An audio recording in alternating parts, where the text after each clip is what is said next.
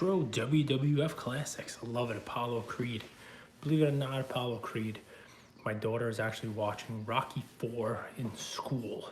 I guess they're learning about the Cold War, and her teacher has decided that the best way to teach the kids in fourth grade about the Cold War is watch Rocky IV. What do you think of that? And she came home, they watched it out over 3 days. She came home after the second day and was like, Apollo dies?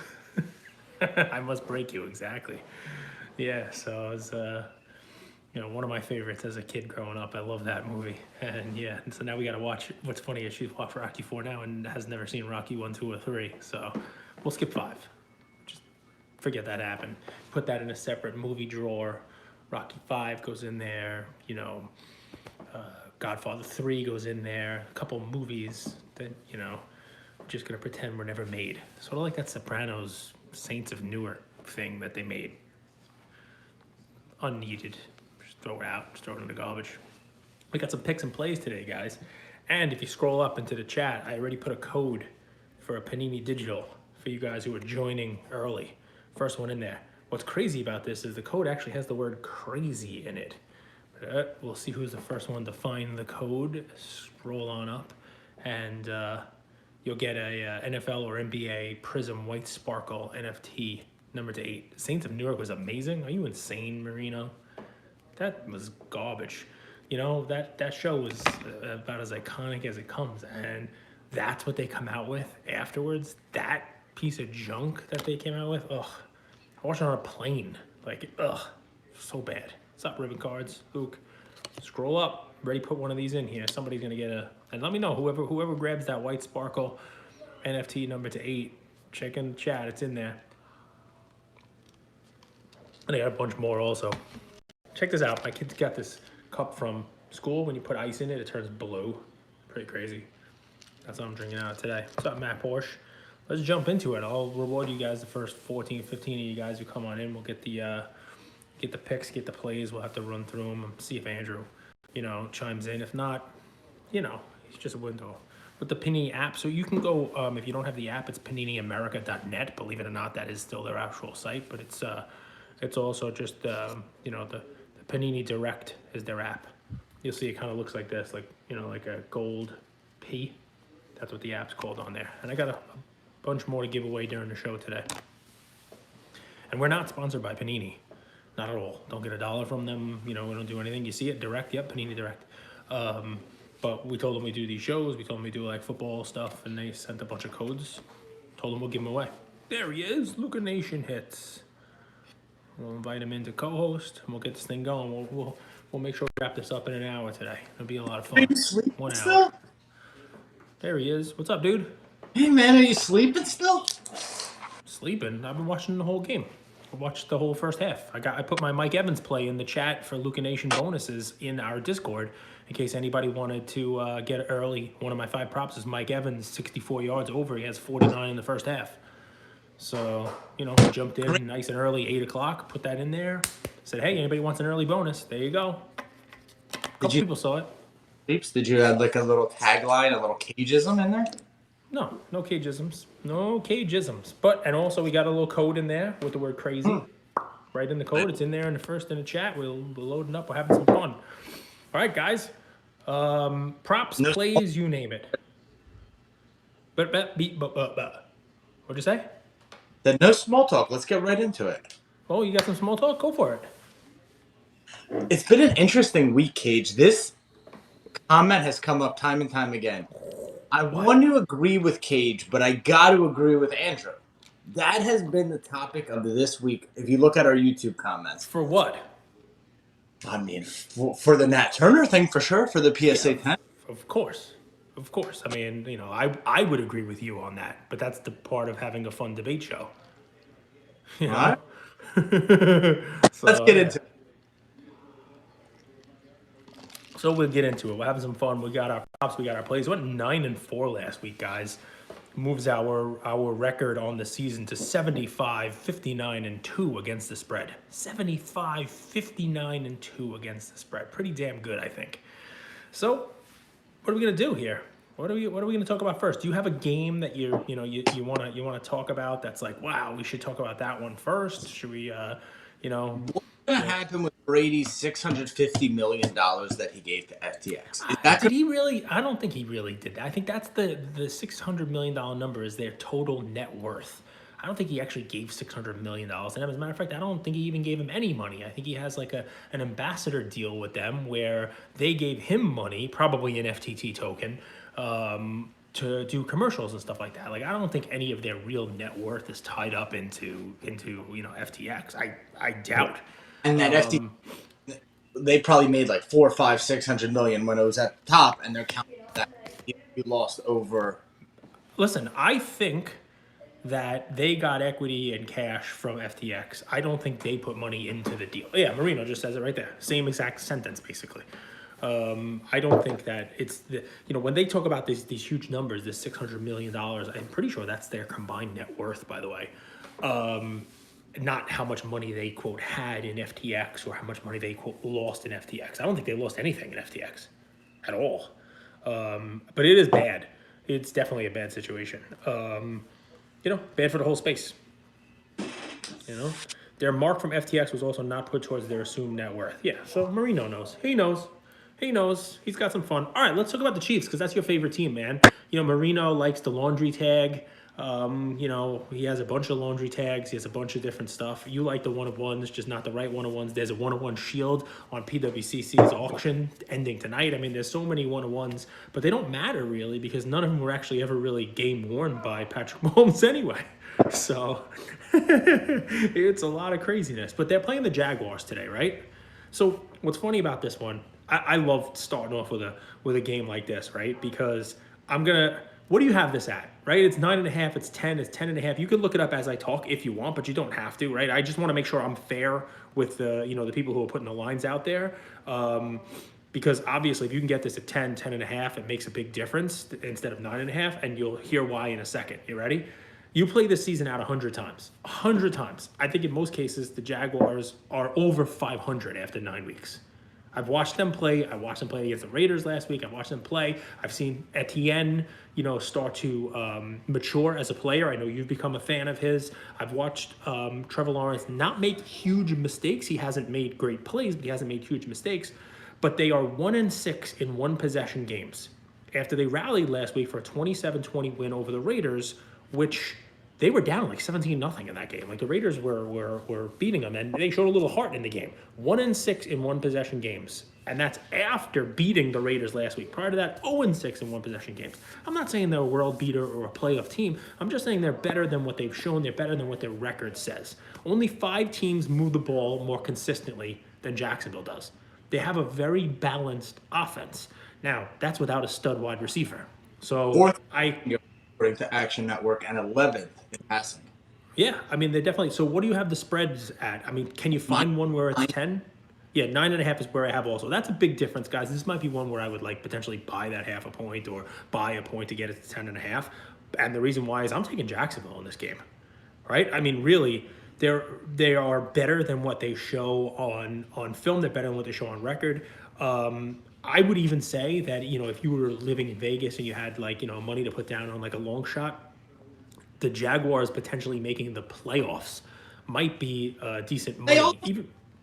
Playoffs. Even though they're 3-6. Here's the problem though. It starts with the Chiefs today. They have the 3rd hardest remaining schedule in the league. So I'm not saying actually go out there and do it. I don't think they're going to make the playoffs, but I think that this is a really tough season for a team that's better than they look on paper and on schedule, right? Mahomes, awesome. Put the team on his back last week. He dropped back to pass. You want to take a guess how many times he dropped back to pass? 78 times against Tennessee. Dropped back 78 times. The most for any quarterback in a single season game, which goes back to 2000, True Media's database. That's how far they take it back. No quarterback in a single game has dropped back to pass more than Mahomes did last week against Tennessee, and he needed it, right? You think the shoulder's going to be sore? No, I just think that, that type of game plan is not sustainable. He threw for 446 yards, but it was his legs, the 63 yards rushing, that actually won the game for him, right? I don't see the Jaguars actually being able to slow him down. I really don't, right? But I think Jackson will be able to move the ball enough on offense that it limits the possessions. The same thing I talked about last week with the Titans. The Jaguars saw what the Titans did. I was right about this last week. I didn't say Kansas City was going to lose, but I said that the Titans' game plan with a good running game will limit the amount of possessions that Mahomes and the Chiefs have and prevent them from blowing out the Titans, which was right. Same game plan today, going to be utilized by Jacksonville. Etienne moving the ball, short passes, keep Mahomes on the sideline, move the ball against their defense. And this is a game where I don't think Kansas City wins by 2 touchdowns. I don't think they win the game by double digits. Give me the Jaguars. This is one you might be able to sprinkle in on a little teaser. You know what I mean? If you're doing one of those where you add some points in, I think the Chiefs win the game. I just don't think that the Chiefs blow out the Jaguars. I wanted to start off with that one because it's not to say Mahomes is bad. I love Mahomes. What's up, Polax? I think Mahomes is a great young quarterback. I think he is basically the face of the league for the next decade, if not beyond. But for picking against the spread, which I've done pretty well, this is just one of those games. Go ahead, shoot. I thought we start with prop plays. You want me to start with prop plays? You're mixing up with my brain. Well, no, we're going Jaguars +9. I heard it. Jaguars half, yeah. You wanted to buy and to be safe. Mm-hmm. Let's keep rocking. You're the prop king. I see hashtag over Instagram, prop king, he's back Sunday morning. So I'm itching at the, but the spreads are good. I'm the prop king, and I guess basically what I was going to do today was, I gave the Mike Evans one, but I have 4 other prop plays. I'm going to try to remember what they are as we're doing this and sprinkle them in during the games as we play them. You know what I mean? So like, hey, we did this game, and I'll talk about, what the props are, during the game itself. I'll try to remember which ones I did and not go past it. If I go past it, I'll hit it at the end. But I like that. I like that play. Last week, most of the teams that were giving 10 points, 8 points, 11 points did not cover. There's a lot of parity here in the NFL. There's a lot of folks coming in, what's up there, Ziggy? Anyway, next game, Texans at the Giants, right? I want to pick the Texans here. I really do. I want to pick the Texans just because the spread is 5.5.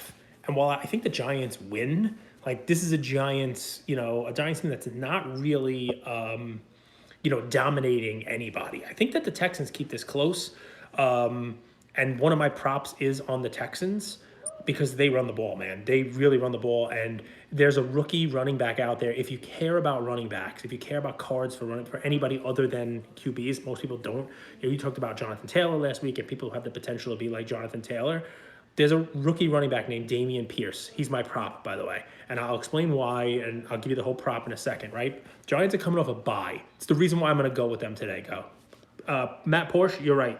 Man runs angry. Pierce people don't even know this guy because he plays for a crappy team. But the Texans are the one team that actually commits to the run, especially in close games, as I expect this one to sort of be. Giants coming off a bye. They're going to make the playoffs. 74% chance to make the playoffs.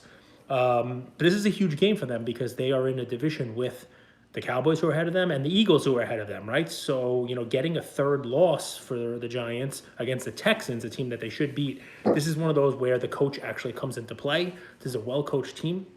He does not allow this to be a letdown game where they look ahead.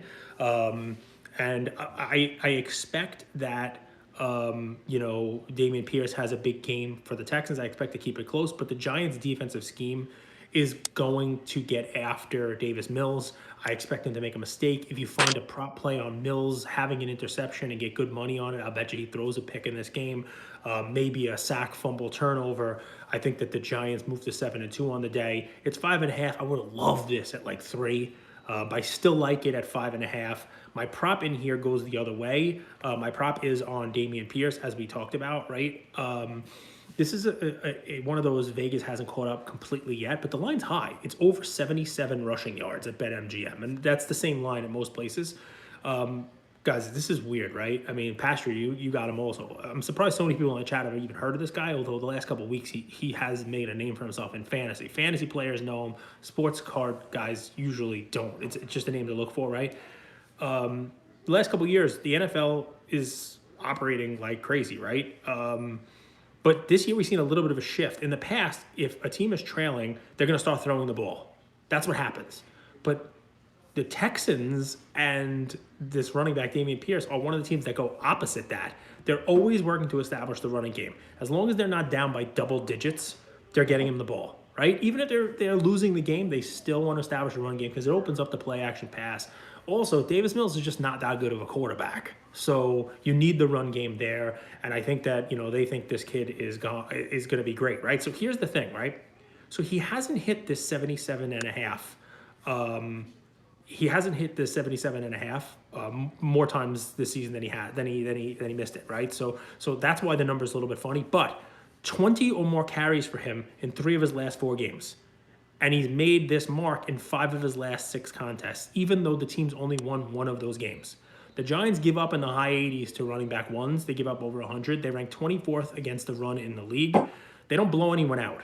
So really the way I see this game going is the Giants winning, probably covering 6, 7, 8, not being way ahead during this game. It's not going to be, 21-0 or 21-3 Giants at any point during this game, which means that Pierce is going to continue to get the rock. They're going to continue to feed him. So I like Pierce going over 77 rushing yards. I like the Giants to probably cover. On the confidence side on this one, Giants money line would be high confidence. Giants 5.5 is middle of the pack. So you got your prop and you got your pick there. Fun game. I got another prop coming up in this game as well. Detroit Lions and Chicago Bears. I don't know if you guys remember this. From the beginning of the year, I said that Chicago Bears had one way to actually win. And it was let Justin Fields be an athlete. Let him go out there and run the ball the way that they did with Lamar Jackson in his MVP year.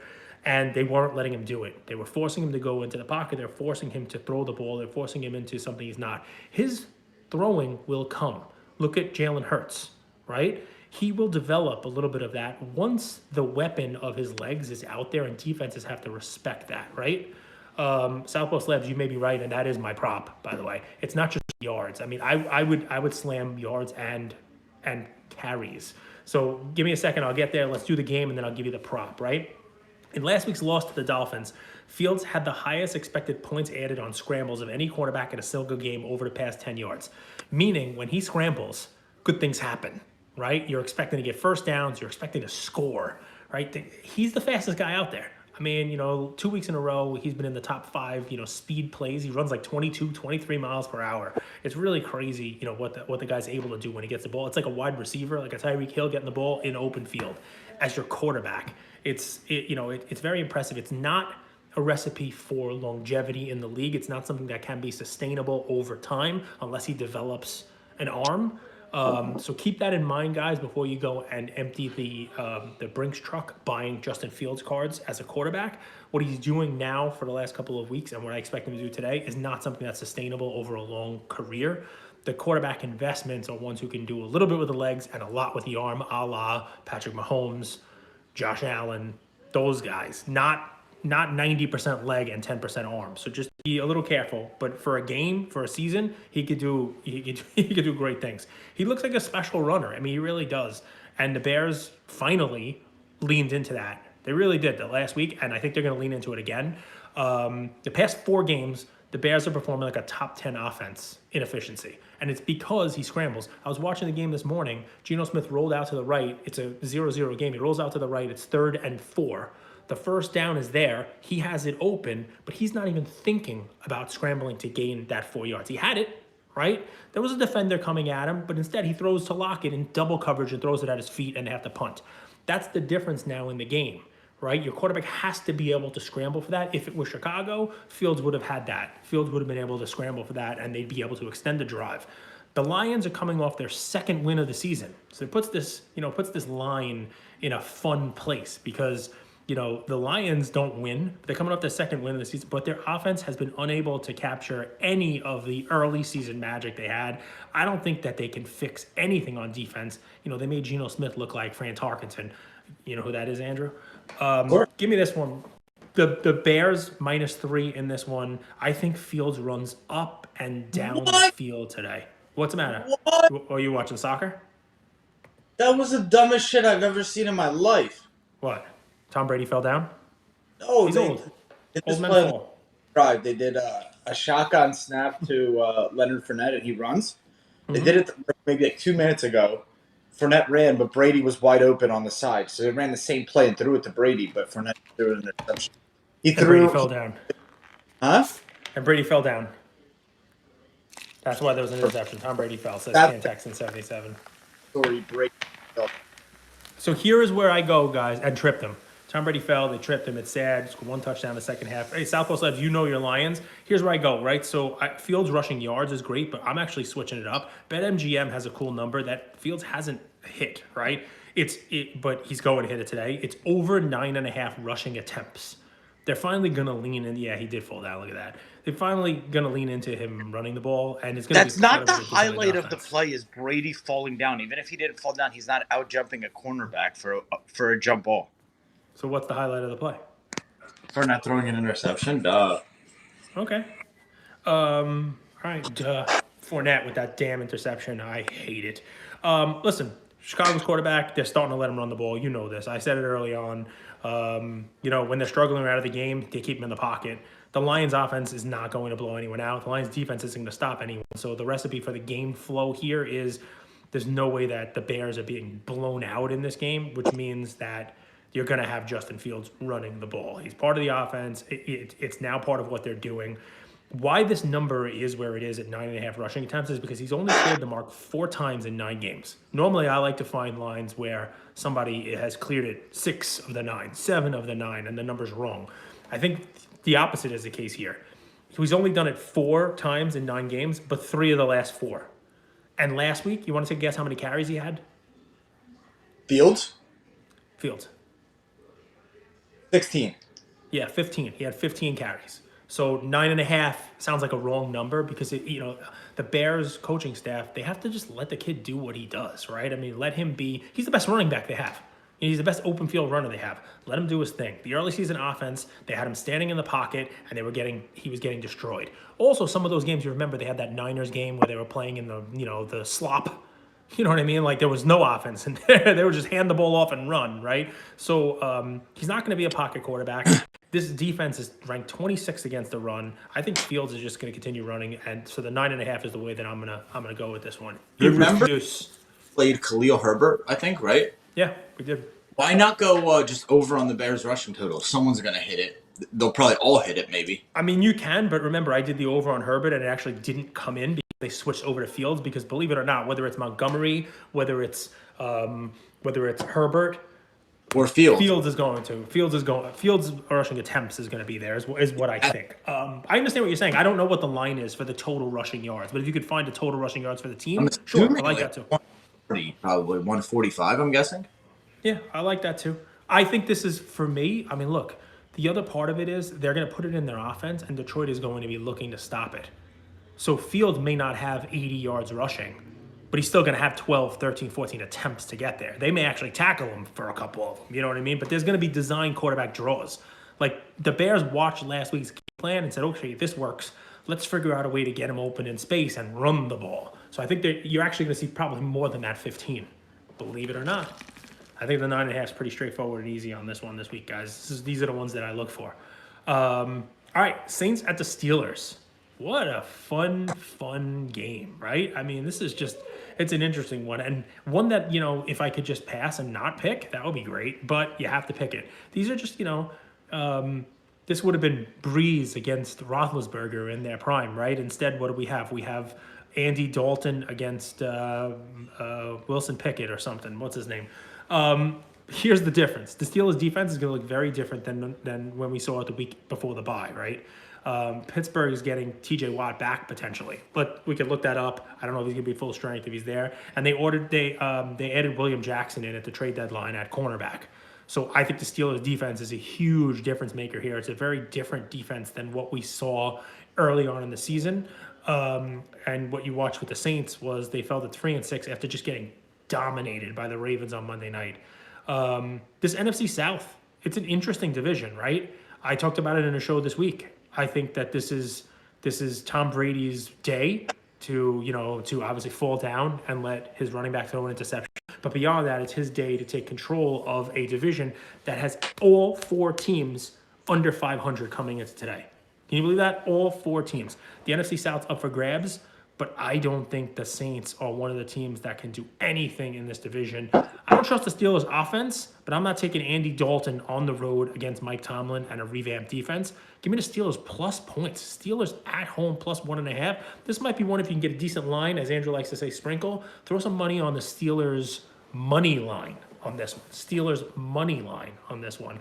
I think the Steelers are ahead in this game. I think the Steelers are able to do their thing. I do have our third straight game with a prop. All right, it is Saints. I think because of the game flow here, I think the Saints are going to be down. The Saints are going to have to throw over 60 receiving yards for rookie of the year potential Chris Olave, who is a wide receiver on the Saints. He's starting to actually show up in their game plan. Beginning of the season started slow, but now he leads all rookie wideouts in receiving yards. And he's in a good spot this week where I think his team is going to have to throw. They'll probably be coming from behind after Andy Dalton throws a pick six or a sack, fumble, strip, whatever it is. He's going to, I believe, extend that. Pittsburgh's defense, if the one place you can exploit them, before adding this new cornerback William Jackson in, was against the pass. They give up an average of 97 yards per game to opposing wide receiver ones, which is Olave, and his line is only 60. So get that again. Thomas out for the season. Jarvis Landry potentially coming back. They'll work him into the flow, but it's a different type of receiver than Olave. He's clearly their team's, leading wide receiver. He is their wide receiver one. And with the Steelers giving up, like I said, 97 on average, the 60-yard over on this is just Vegas not realizing that this is their go-to guy, and he's going to be for the rest of the season. I think next week you'll see his over total at 73. The week after that, you'll see his over total in the 80s, and you won't see it below that during the rest of the season. It's another one of those lines that Vegas hasn't caught up. He's cleared this mark in 2 of the last 3 games, and he had 52 yards. The one where he didn't get it, 52 yards on 5 catches and 7 receptions, right? So 7 targets to him, 5 catches and 7 targets, 52 yards. In the Raider game, is the only one he didn't get it in the last 3. They were beating him 24-0, and they didn't throw the ball the entire fourth quarter. He only played half the snaps in the game because they didn't throw the ball. He's seen 6 or more targets in all but the first game of the season. He's gone for 60 or more yards in 5 games.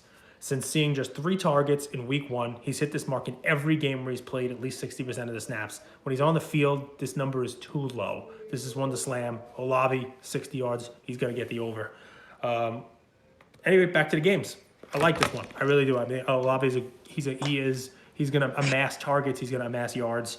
And it might be the last time you're able to get that number within 10 yards of where it's at now, maybe even 15 higher next week. Fun game. What do you think of that? You gonna bet on some Chris Olave? Did I convince you? I don't know. The last 2 games, the Bills Vikings is that where you're going? We'll get there. No, Browns Dolphins. I like the Browns Dolphins. Look at the Bills Vikings. Matt Porsche, Saints fan. You've seen Olave. He's good, man. He gives you something to hope for when you actually have a quarterback throwing a ball downfield to him. Go ahead. What'd you say? I just said, are there always so many boring games? Yes, in a league with parity and divisions that have, teams playing against each other multiple times and they don't even have a winning team. Yeah, there's a lot of crappy games. If you're a Dolphins fan, though, you got to be excited about their coach, right? Mike McDaniel. He's funny guy in press conferences, right? I was looking at Tua cards. He's half the price of Hurts. Half the price for the same card, the NT. Half the price. Yes, and people are looking at 2 things there, right? And it's not that Tua is leading the league in QBR and it should be more of an MVP favorite right now than Hurts is. It's 2 things. Number 1, Hurts is undefeated, and number 2, he's in the NFC.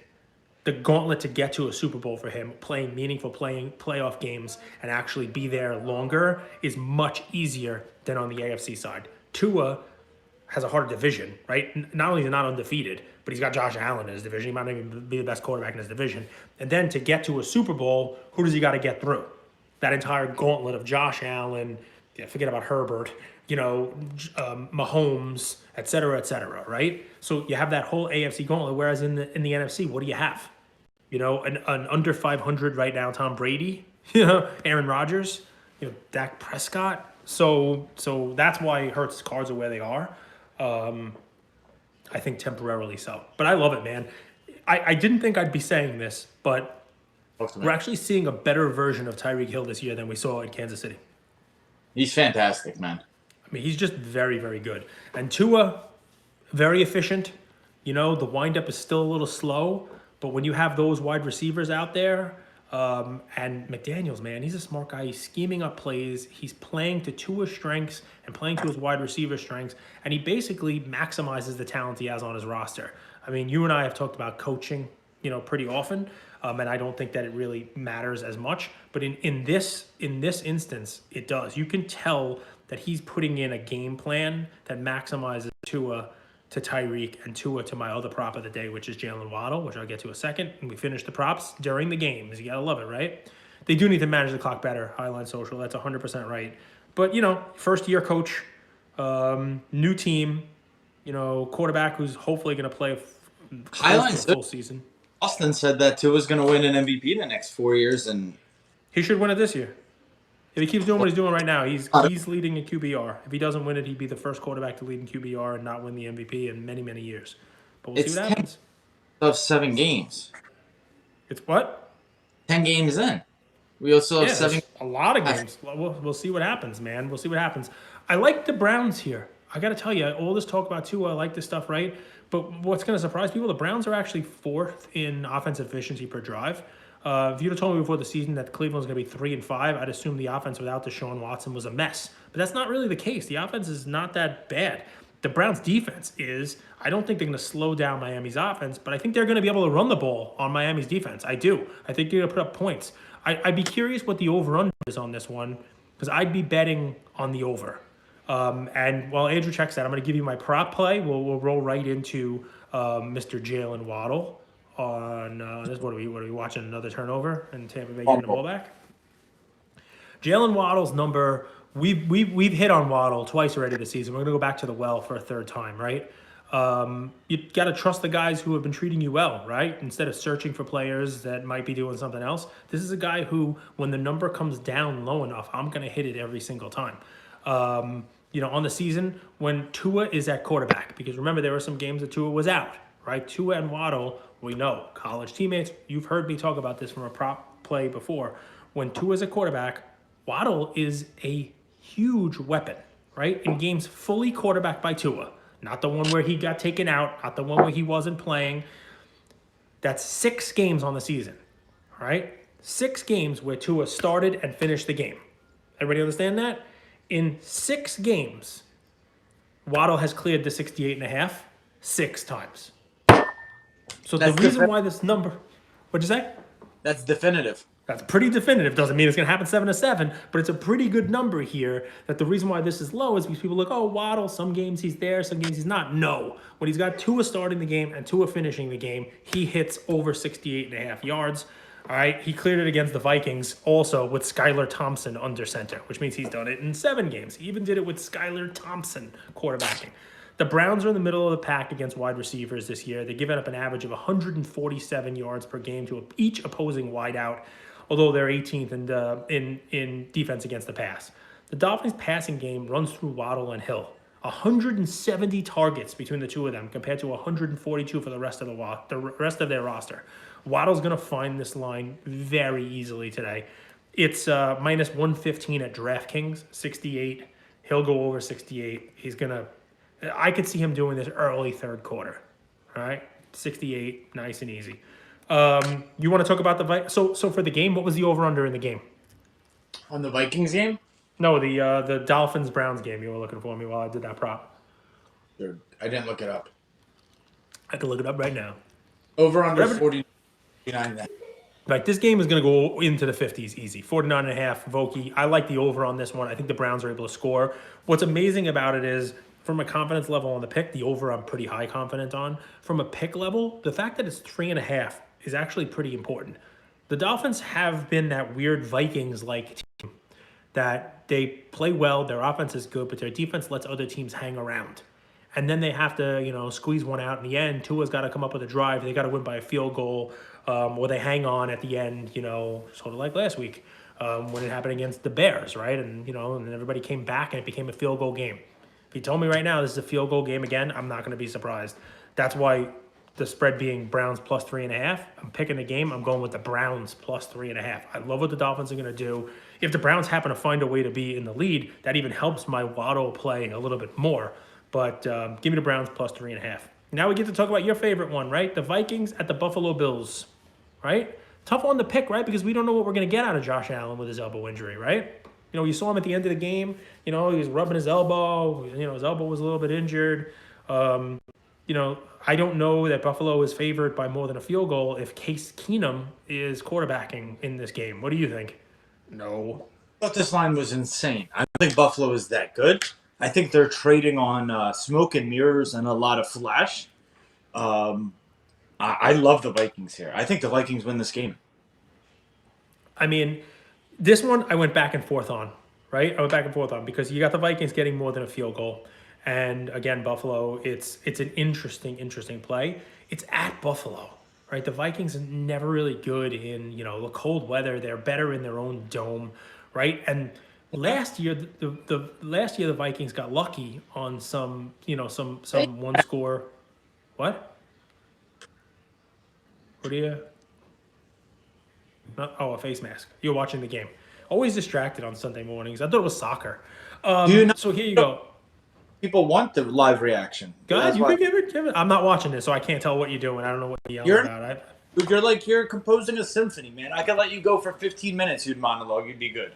This one's fun, right? So Minnesota is 4-0 in games decided by 7 points or fewer this year. That was not the recipe they had, right? So that's exactly what you have here today. You got to figure maybe that reverts to the mean, but here's why it's a tough call. The Bills are really banged up. Could be without Allen. Even if they have Allen, you don't know what Allen you're getting. It's an elbow injury, right? I mean, that's not good.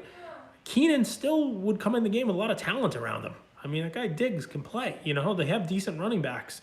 Are the Vikings really going to go to 8-1? I mean, are they that good? They're really going to go 8-1? This one's interesting. But when you have this type of a close, like it could go either way. I don't know what I'm getting out of Josh Allen. The Vikings have been really good in close games. I know Allen is active, but I don't know whether or not we're going to. Give me the Vikings plus the 3.5. I mean, that's more than a field goal. I'll take the points. Plus What are you 6. showing me? Really? Well, I'll take the 6. Even better because that must be with Allen. I had a plus 3.5 not knowing if Allen was going to play. Look at this so far. Allen active? Yeah, Rogue One, you did it. Is that White? Yeah.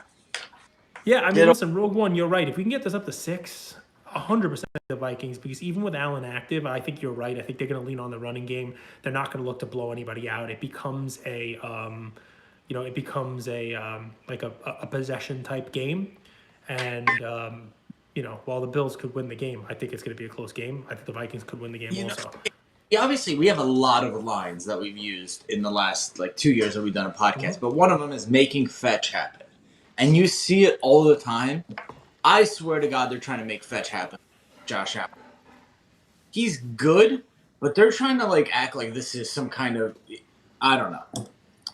I think they're trying to make fetch happen with Allen. I don't think he's that great of a quarterback. He's good. I mean, he is when right. He does stuff that no one else does. He's a guy who can run the ball naturally. Not a scramble. And he's big, man. He's hard to take down. And he throws the ball well. Except he does stuff that Lamar and Patrick Mahomes already did in the previous years. Very different quarterback. Very different. He runs Lamar.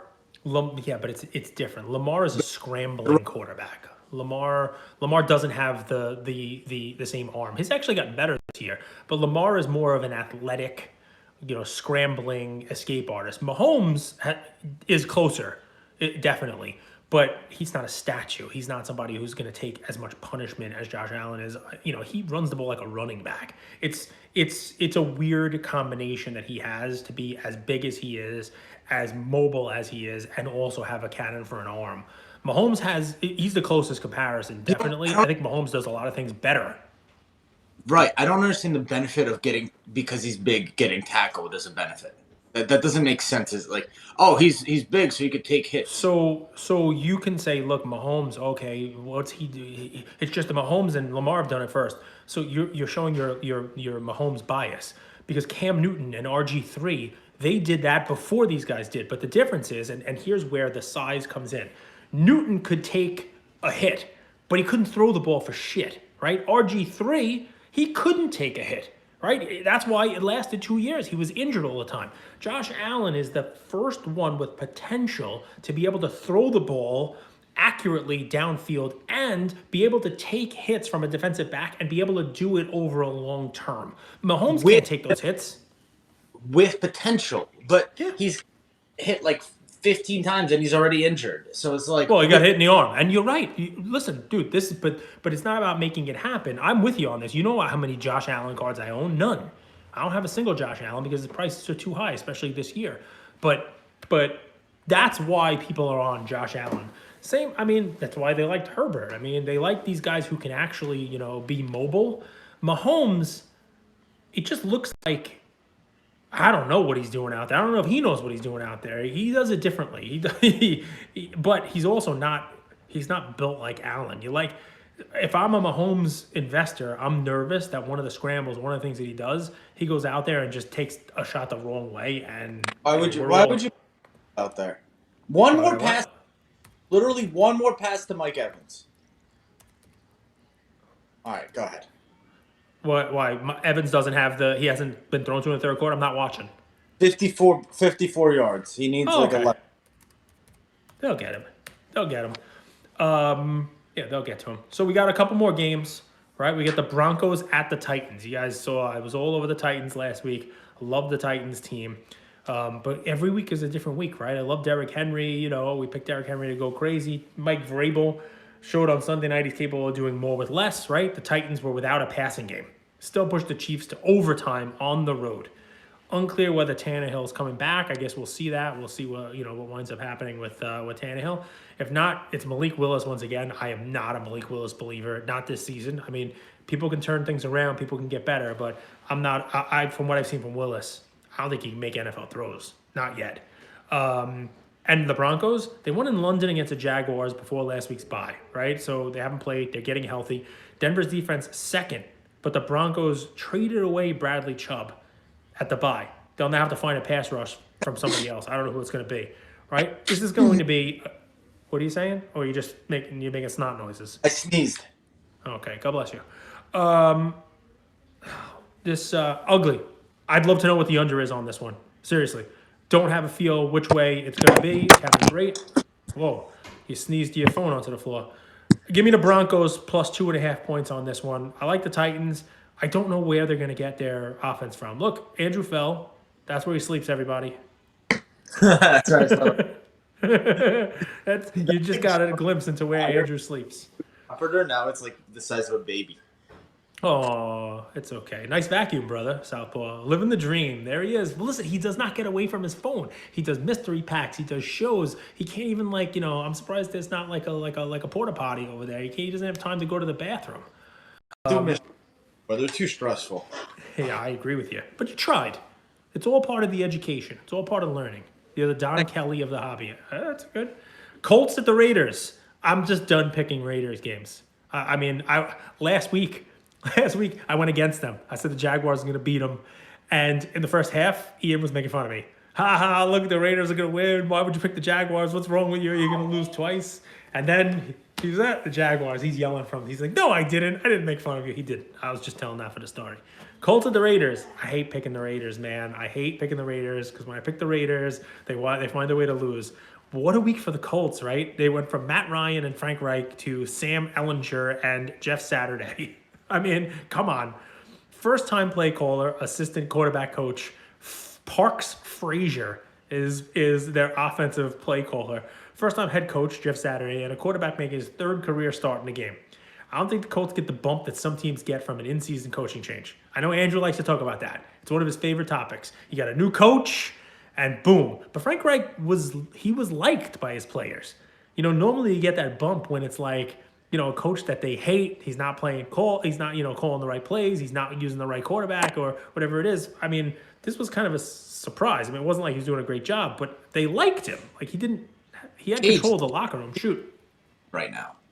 What's up? Your theory is on the line right now because you are not a believer that coaching matters, or you're a believer coaching matters very little.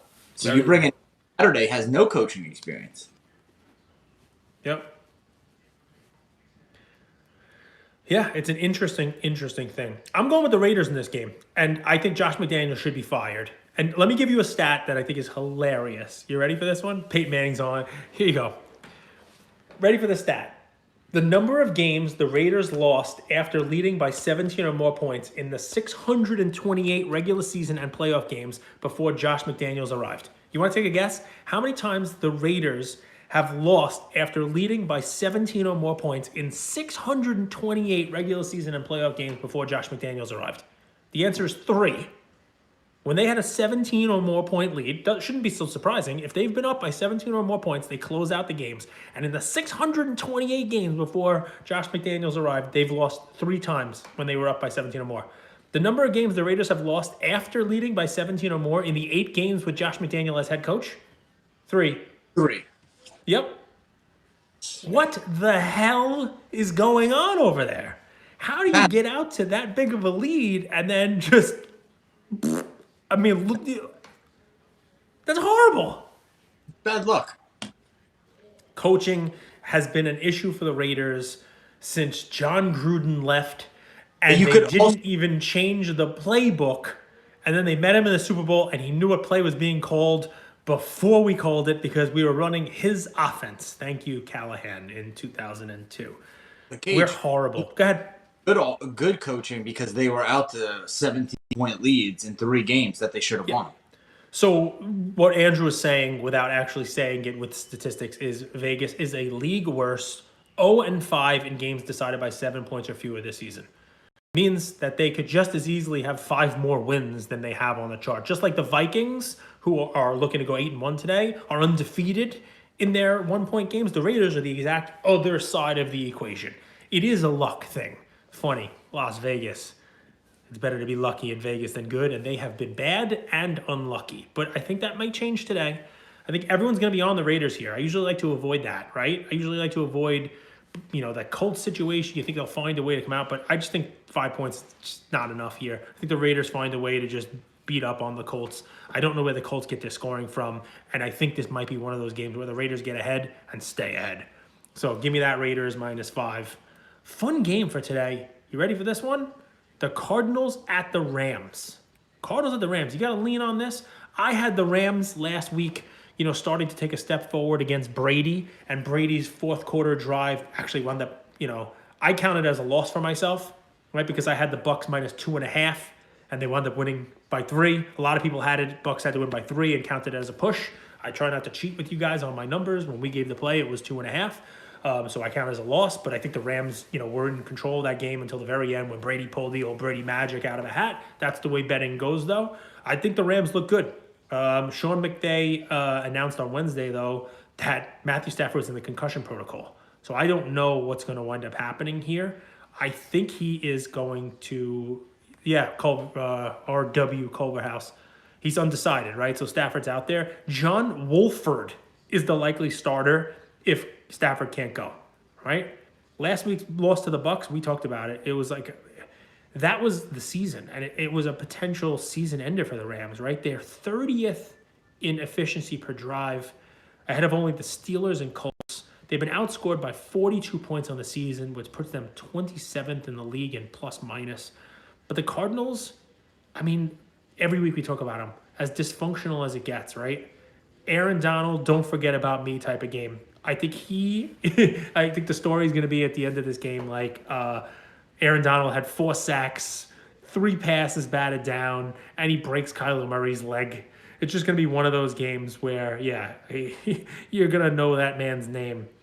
I like the Rams. I think the Rams cover the 1.5-point spread here. I think that the Cardinals are dysfunctional, and I think that Kyler Murray can really be gotten to by somebody like Aaron Donald.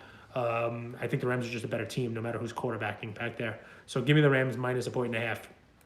Give us the Cowboys at the Green Bay Packers, right? How bad are things for the Packers? I bought Kyler not playing, exactly, Marino. It doesn't make a difference, right? So give me the Rams -1.5. Why is he not playing? Is it just, Kyler Murray? We're gonna have no Stafford, no Kyler Murray. It's gonna be Call of Duty break. I thank you. I threw it out there This way, somebody, yeah, he's injured. But I wanted somebody to make a Call of Duty joke, Marino. New Call of Duty came out, so he's got to take the day off. In the beginning of the season, I bought some Jordan Love cards. Remember that? And I'm like, all right, well, maybe they'll trade him. They didn't trade him, and I sold him. And now this week, people are talking about Jordan Love. Let him play. Let him play. I wouldn't let him play if I were the Packers, because if they can't get anything out of Rodgers, then why would they put Jordan Love out there? He's just going to look like crap. Let him go next year, or give him some weapons. How bad are things for the Packers? They've lost 5 in a row. And if you're a Packers fan and you think that they're going to turn it around, you know what kind of money you can get right now for the Packers making the playoffs, Andrew? It's 5-1. You can get 5-1 money on the Packers just making the playoffs in the NFC, right? That means it's about a 16% chance to make the playoffs. Pretty damn low. Going into the season, you would not have said that. Going into the season, if I told you, hey, midway through, I'll give you 5-1 odds that the Packers are making the playoffs, you probably would be jumping all over that, right? They had 389 yards in their loss to the Lions last week, but Rodgers had 3 picks and missed a lot of throws. He just looked like his head wasn't in it. Where the Cowboys on the other side, can't believe I'm going to say this, it's not about Dak. I'm not a Dak believer, but the Cowboys team, their defense, their running game, the fact that they can do it on both sides of the ball, it makes them look like a potential Super Bowl contender just because the NFC is a little bit weak. They're 6-2. And they still get a shot to steal a game off the Eagles when they play them in Week 16. So, the Eagles would have to find the loss somewhere else, and, we'll see what the story is. But, they just went up and down the field. Just like you're right, Southwest Labs, just like the Packers did. But Rodgers just found a way in the red zone to just kill him. An ugly loss here to Mike McCarthy would be rock bottom for the Packers. Maybe that's what we'll see. I don't know. They moved the ball, just like Southpaw Slab said, a little bit better the last couple weeks. It feels like one of the picks I might regret, but I got to mix it up a little bit here. I'm going to take Green Bay to be competitive in this game. I don't know if they win, but give me the 5.5 points from Dallas. I like Dallas. I think Dallas probably finds a way to win this one. It's going to be an uglier game, but I think maybe Green Bay finds a way to turn that offensive momentum that they had last week into actual scores and makes a game out of this. That gives me a late game, Sunday, Chargers at Niners. This is a big spread. It's a touchdown spread by the Niners, favored over the Chargers. I would take the Niners in this game if they were favored by 18 points. I think that they are going to hang a huge number on the Chargers. Talk to me like it's a Florida Gators game that we used to talk about where they needed to score 70, 50, you name it. Can't text you. You're going to lose 70% of your bets then. This one here, the 49ers, I feel like they're a team that's about to hit the gas pedal, right? They had a bye last week, healthy, getting Deebo Samuel back in this game today. You got McCaffrey, Deebo, Kittle, Ayuk, all on the field for the same time against a Chargers team that if you let them, they would hang it up for the season. I know they have a good record. I know Herbert looked healthier than he had in a while during last week's win over the Falcons. The bad news, they're injured. They're underperforming. Their defense is bad. And I've been fading Herbert since he came in the league. What you just said about Josh Allen, I've been saying about Josh Herbert since he started. He's not done anything to justify his prices. And this year, a lot of people are getting hurt on him because he's getting hurt. My only question with the Niners is if their top-end players are going to stay healthy. Right now, you don't have to worry about that for today's game. This is going to be one of those games where McCaffrey scores, Deebo scores, Kittle scores, Ayuk scores. And the Niners look like, whoa, look at that team. Like, if they could put that together, watch out everybody else in the NFC. This is a night game tonight. You'll be watching it later, and you'll be saying to yourself, wow, Cage was right. I mean, the Niners jump out to a 14-0 first quarter lead, and they keep that the entire game. This -7, they're begging for you to take the Chargers, putting it at that touchdown. This game is not even going to be close, not the entire game. So this is one of the more confident ones that I have. I think the Niners just blow the doors off the Chargers. Chargers are pretenders here. Blow the doors off of them. No, you disagree? Or you just surprised that I'm that confident about it? I'm surprised you're that confident about it. Yeah, I watched the Niners last week, and we haven't seen this team with all the weapons available, and this this is a good team. This is a team that could beat anybody in the NFC. 100%. And I don't know whether or not they're going to stay healthy. McCaffrey usually doesn't stay healthy for an entire season. I don't know whether they stay healthy, but with Garoppolo, yeah, with Garoppolo. I think Garoppolo, you don't need Garoppolo to do anything. You just need him to get out of everybody else's way. you need him to throw the ball. No, they honestly do. They don't. They need him to throw the ball underneath to their receivers. They need him to get the ball in the playmaker's hands. They need him to get the ball to 15 to 25 yards. He's nice. He can make the short throws. And they haven't given him a speed guy. They haven't put a Stephon Diggs on his team. He's got to throw the ball 40 yards down the field to make a play. A Jefferson. No. They give him a Debo, who they throw the ball to 6-7 yards, sometimes behind the line of scrimmage, and let him go. Ayuk goes crossing patterns. Now you have McCaffrey, who's just a screen machine, right? The team has been built well around him. I will just say that. Better than like a Trey Lance, because Lance would try to do more than he needs to do. This is it's where I go with it. I don't know whether you'll agree, you'll disagree, whatever the story is. But damn it, get Evans another catch. Come on, you bums. They're just going to run the ball.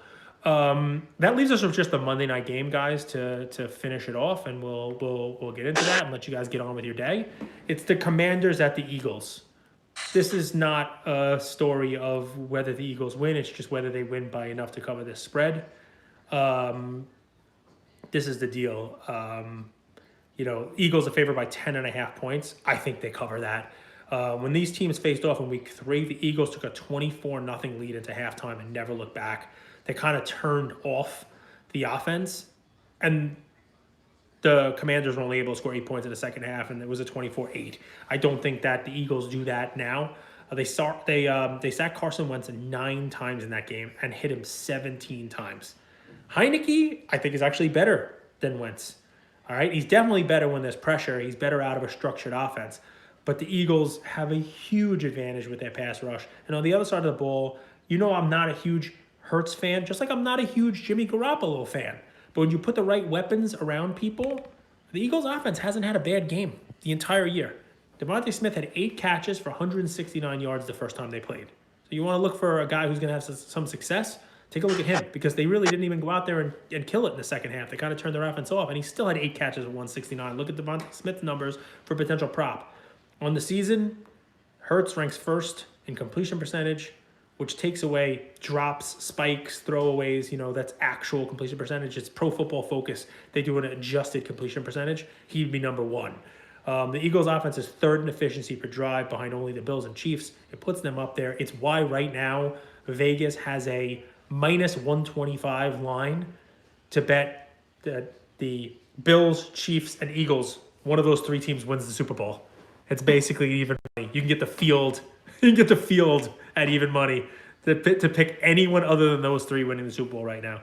If Heineke makes some second reaction plays and Washington defensive line pressure Hurts, this could be competitive in the fourth quarter. I just don't see it. I think the Eagles do the same thing they did in week 3. They hit the gas pedal and they never look back.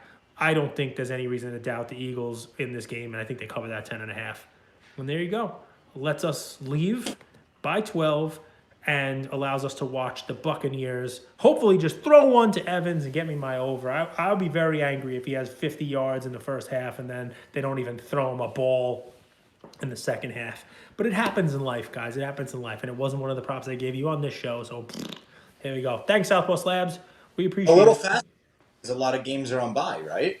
There's some buy games, and also, I tried to work the props into this stuff. I also didn't shout out codes, but if the chat gives me some thumbs up and Andrew wants to be annoyed, let me know. I'll read a code off for you guys, and you can get a Panini digital. I need a thumbs up if you want it. If not, I'll just let Andrew enjoy the rest of his day without me shouting out codes. I'll type it in the chat too. You ready? Here we go. E. Look at Goodell right 7 B D K 1 1 L V T E O, not 0, O R A 8 O, again, not 0, and it's in the chat. Guys, let me know who you get on this. You like that? It's in there. It's in the chat. I want to know who gets it. Who gets a little white sparkle number to 8 Panini Digital? Hopefully get somebody good. Crossing into Mike Evans territory. Who's in Mike Evans territory? They just don't. He didn't even throw to him anymore, man. He's throwing like Godwin and these guys with single digits on their jerseys. Julio Jones? The guy Yeah, with what single digits. receiver? 80, 81, 82, 83, 88. No, number 6 now. It's all right. Right. It's okay. Chris Godwin's going to have some catches. Keyshawn Just Vaughn. put one to Evans. Evans does drop the ball. I mean, it's weird. Sometimes Brady puts 30 the ball right in his hands. He drops the ball. I'm by throwing that. Forget about it. We're going nuts. Throw it to him. First down. You're yelling. Throw it to him. We got another drive. 7 minutes. No, I mean, they're going to start running the ball just to get rid of it, just to take the clock Yeah. down. 7-minute abs. All right, everybody. I don't know who anybody got on that code, but good luck. Probably Anybody Mike who's Evans. in Mike Evans dropped the ball. Anybody who's in here at 15, send me a message. I got more of these. Follow me, Cage Lawyer on Instagram if you don't already, and I'll send you some codes. I'll send you some white sparkles. I got extras. Cigar night or no? What'd you say? Are we gonna have any left for cigar night, or we're gonna give them all Probably away? not. We'll definitely give them all away. I didn't get that many of them. I mean, I give away 5 a week on this show. I think they only gave me like 65. So I'll probably only have enough to go through the season with them. So but I can always ask them for more. If we do a cigar night, I don't know when cigar night is, but if we have, I'll give them away. I mean, listen, Quick hitter, Giveaways. 1 1 hour. hour. I said that when I started. I'm going to get it done by 12.